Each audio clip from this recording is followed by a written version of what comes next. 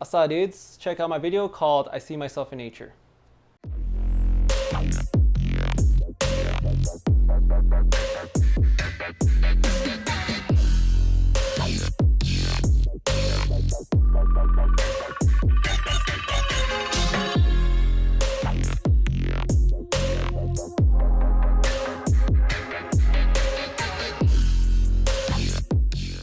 Alright, so let's get down to how I shot this. So technical wise, I pretty much used one camera, which was my Sony system, a7 III, and then I used two prime lenses. I only use prime lenses for the reason that they just look better than zoom lenses. So the main one I used was a 24mm, which is a wide angle. That's usually the one I use the most throughout the shoot, and then a 90mm macro for but I use the full length 90mm. So I only use that about for 2 or 3 shots when she's hugging herself. So yeah, those were the two focal lengths that I used primarily throughout the whole shoot, mostly 24 the entire time. Now with this video, I shot in 24p 4K. I wanted to get away from slow-mo. I've been shooting slow-mo for quite a while, and there's a time and a place for it, but I think I was just overdoing it and using it too much.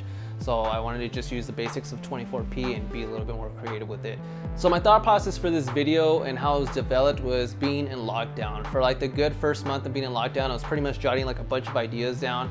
And one that popped in the head because I was confined into a room was I was seeing myself out.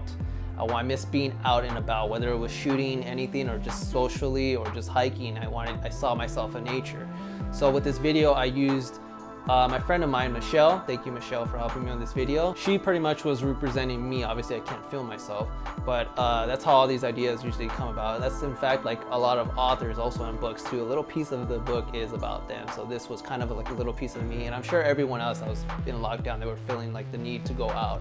So a prop that you saw throughout the whole entire film were mirrors. They were meant to be symbolic of seeing herself, her image in nature, and having the mirrors blocking her head were whatever it was reflecting is what she was seeing. So it was seeing the nature around her, and that's what she was seeing. That's a little complicated when I explain it, and it sounded stupid, but when we filmed it, I was like, okay, this makes sense. As for the attire, she was wearing a bikini. I wanted her to kind of be free out in nature, because when you're in nature, you kind of picture yourself being free, and I didn't want her being constricted by clothing.